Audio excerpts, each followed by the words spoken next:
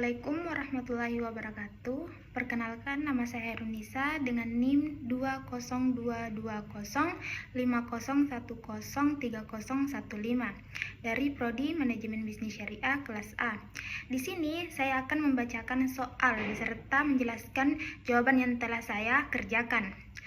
Baik, langsung saja ke pertanyaan dan jawaban yang dimana judul makalahnya yaitu penerapan prinsip keadilan dan negosiasi kontrak mudharabah. Baik, soal yang pertama itu bagaimana akad mudharabah dapat membantu menghindari unsur riba? Jawabannya, akad mudharabah membantu menghindari riba dengan menggantikan skema bunga menjadi transaksi jual beli. Dalam mudharabah, keuntungan bank diperoleh melalui margin yang disepakati di awal transaksi, bukan dari bunga yang dihitung berdasarkan jumlah pinjaman. Mekanisme ini memastikan bahwa keuntungan bank berasal dari nilai jual barang yang nyata, bukan spekulasi atas uang.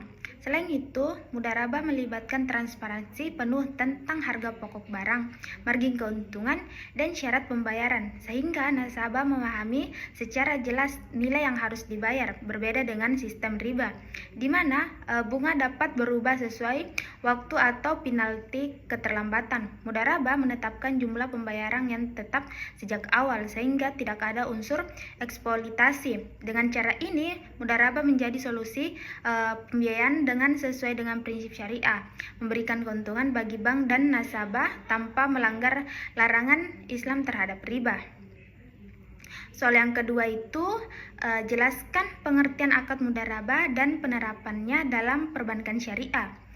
Jawabannya, mudharabah adalah akad jual beli barang dengan harga pokok ditambah margin keuntungan yang disepakati oleh kedua belah pihak.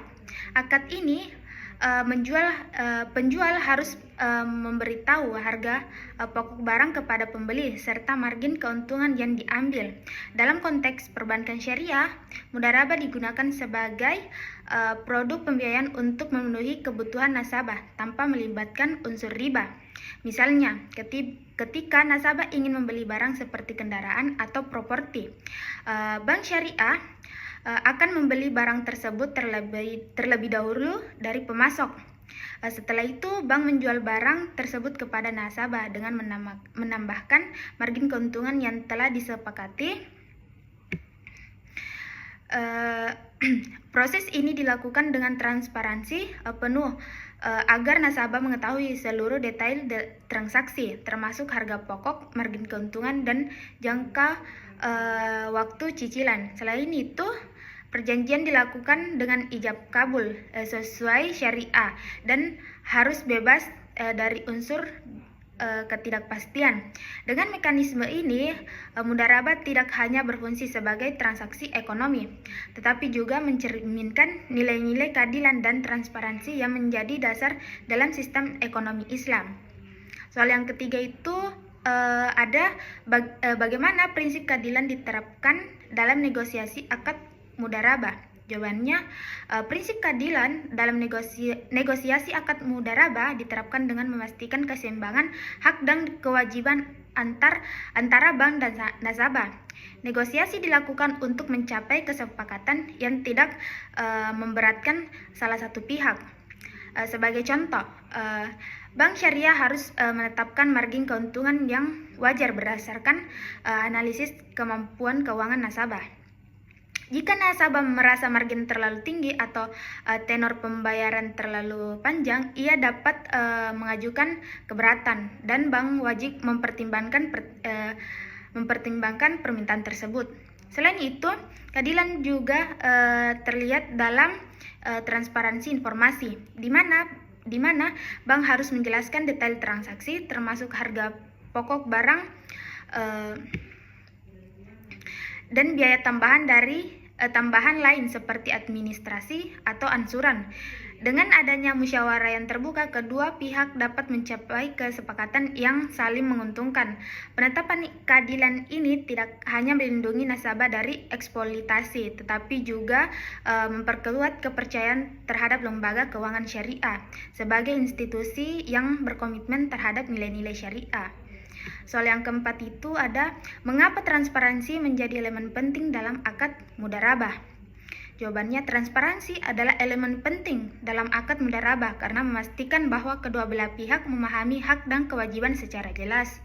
Transparansi mencegah adanya unsur ketidakpastian yang dilarang dalam syariah Islam.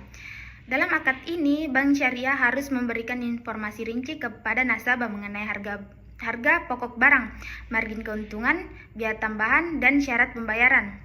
Dengan demikian, nasabah dapat membuat keputusan berdasarkan informasi yang lengkap. Sebagai contoh, jika nasabah mengetahui margin keuntungan yang diambil oleh bank, ia dapat bernegosiasi untuk mendapatkan kesepakatan yang lebih sesuai dengan kemampuan. Soal kelima itu ada mengapa negosiasi etis penting dalam transaksi mudharabah. Jawabannya, negosiasi etis dalam transaksi mudharabah penting karena mencerminkan nilai-nilai keadilan, transparansi, dan tanggung jawab moral sesuai ajaran Islam. Dalam Islam, transaksi dianggap sebagai bagian dari ibadah sehingga setiap pihak harus berlaku jujur dan tidak saling menipu. Negosiasi etis memastikan bahwa kedua belah pihak, yakni bank syariah dan nasabah, dapat mencapai kesepakatan yang adil tanpa eksploitasi. Misalnya, bank harus terbuka dalam menetapkan margin keuntungan, sementara nasabah juga harus jujur mengenai kemampuan finansialnya. Dengan negosiasi yang berbasis etika, nasabah merasa dihormati, sedangkan bank harus membangun reputasi positif sebagai lembaga yang berpegang pada prinsip syariah. Proses ini tidak hanya menciptakan kesepakatan yang saling menguntungkan, tetapi juga memperkuat hubungan kepercayaan antara bank dan nasabah yang menjadi dasar bagi hubungan bisnis jangka panjang. Soal yang keenam itu, mengapa prinsip keadilan sangat penting dalam akad mudharabah. Prinsip keadilan menjadi pondasi utama dalam akad mudharabah karena mengatur keseimbangan hak dan kewajiban antara kedua belah pihak, yakni penjual dan pembeli. Dalam transaksi ini, keadilan mencegah praktik eksploitasi seperti penerapan keinginan keuntungan yang tidak wajar atau syarat pembayaran yang berat sebelah. Keadilan juga memastikan bahwa semua informasi terkait transaksi seperti harga pokok barang, margin keuntungan, dan ketentuan pembayaran disampaikan secara transparan sehingga nasabah dapat membuat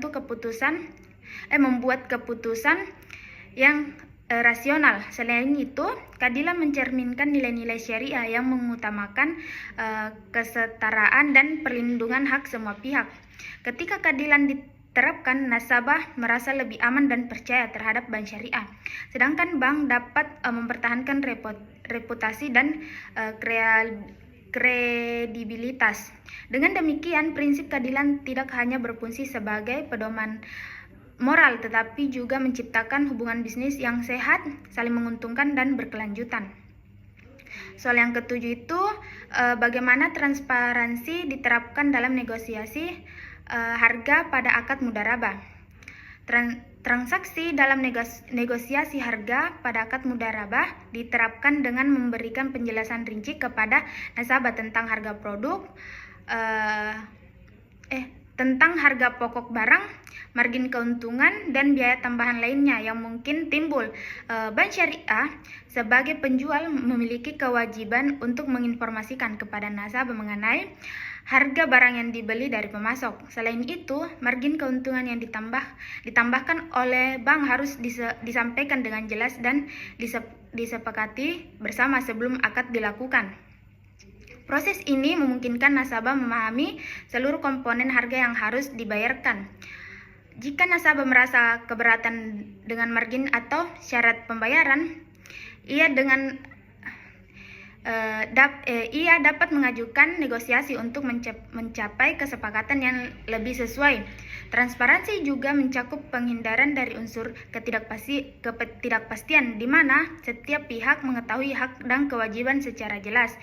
Dengan transparansi ini, hubungan antara bank dan nasabah dapat terjaga dengan baik, menciptakan kepercayaan dan menjadi dasar transaksi yang adil dan sesuai syariah. Soal yang ke-8 itu ada jelaskan kendala utama dalam penerapan prinsip keadilan dalam akad mudharabah dan solusinya. Salah satu kendala utama dalam penerapan prinsip keadilan adalah kurangnya transparansi informasi dari pihak bank syariah. Hal ini terjadi ketika harga pokok barang, margin keuntungan atau biaya tambahan lainnya tidak disampaikan dengan jelas kepada nasabah, sehingga menimbulkan kecurigaan dan ketidakpuasan. Solusinya adalah meningkatkan kompetensi staf bank melalui pelatihan tentang pentingnya transparansi dalam transaksi syariah. Kendala lain adalah penerapan margin keuntungan yang terlalu tinggi tanpa mempertimbangkan kondisi pasar atau kemampuan nasabah, yang dapat menyebabkan nasabah merasa dirugikan. Untuk mengatasi hal ini, bank perlu melakukan analisis menyeluruh terhadap kondisi keuangan nasabah sebelum menetapkan margin keuntungan. Selain itu, pembagian risiko yang tidak merata juga menjadi masalah, di mana risiko barang sebelumnya penyerahan sering dialihkan sepenuhnya kepada nasabah. Bank syariah harus mematuhi prinsip bahwa risiko barang sebelum serah terima menjadi tanggung jawab mereka. Dengan solusi ini, kendala-kendala dalam penerapan prinsip keadilan dapat diminimalkan, menciptakan transaksi yang lebih adil. Soal yang yang ke-9 itu ada bagaimana keadilan diterapkan dalam penentuan syarat dan ketentuan cicilan pada akad mudharabah.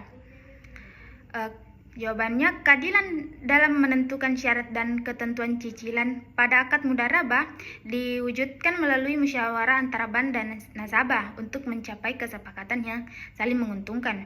Bank syariah harus mempertimbangkan kemampuan finansial nasabah dengan melakukan analisis terhadap penghasilan, pengeluaran, dan kebutuhan nasabah lainnya.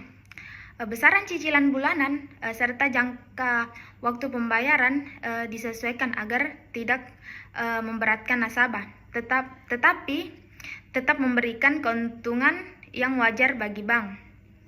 Misalnya, jika nasabah merasa tenor terlalu panjang atau cicilan terlalu besar, bank dapat menawarkan opsi pembayaran alternatif yang lebih fleksibel. Keadilan juga terlihat dalam penghindaran dari penerapan denda yang bersifat jika nasabah terlambat membayar cicilan, dengan tetap mengacu pada prinsip syariah. Soal yang ke-10 itu ada studi kasus negosiasi kontrak mudharabah untuk pembiayaan kendaraan. Pembiayaan mudharabah untuk pembelian kendaraan, seorang nasabah, disebut saja Ahmad, mengajukan pembiayaan ke bank syariah untuk membeli kendaraan. Seharga kendaraan dari dealer adalah 200 juta. Bank syariah menawarkan pembiayaan dengan margin keuntungan 10% dan pembayaran cicilan selama 4 tahun. Pada awal negosiasi, Ahmad dan pihak bank berdiskusi tentang harga barang, besaran margin, dan lama tenor cicilan. Di sini ada proses negosiasi. Yang pertama itu transparansi harga dan margin. Bank syariah memberikan informasi rinci tentang harga pokok kendaraan yang diambil dari dealer sebesar 200 juta. Bank juga menyampaikan margin keuntungan yang akan diambil, yaitu 10% dari harga pokok. Dengan demikian, harga jual kepada nasabah adalah 220 juta. Ahmad mengajukan keberatan terhadap margin keuntungan sebesar 10% karena dianggap terlalu tinggi. Setelah proses negosiasi, Bank syariah setuju untuk menurunkan margin menjadi 8%, sehingga harga jual kepada nasabah menjadi 216 juta. Yang kedua itu penyelesaian tenor pembayaran. Awalnya, Bank syariah mengajukan tenor 4 tahun dengan angsuran bulanan sebesar 4.500.000. Namun Ahmad merasa tenor ini terlalu lama dan meminta tenor yang lebih pendek, sehingga negosiasi disepakati tenor pembayaran menjadi 3 tahun dengan angsuran bulanan sebesar 6 juta. Bank bersedia memenuhi permintaan ini karena tidak memberatkan kedua belah pihak dan mempertahankan prinsip keadilan dalam akad. Yang ketiga itu risiko dan penyerahan barang. Dalam akad mudharabah, Bank Syariah memiliki kewajiban untuk membeli kendaraan terlebih dahulu dari dealer sebelum dijual kepada Ahmad. Risiko terkait kendaraan termasuk kerusakan atau cacat sebelum penyerahan menjadi tanggung jawab bank sehingga barang diterima oleh nasabah. Mungkin itu saja soal dan jawaban dari saya. Assalamualaikum warahmatullahi wabarakatuh.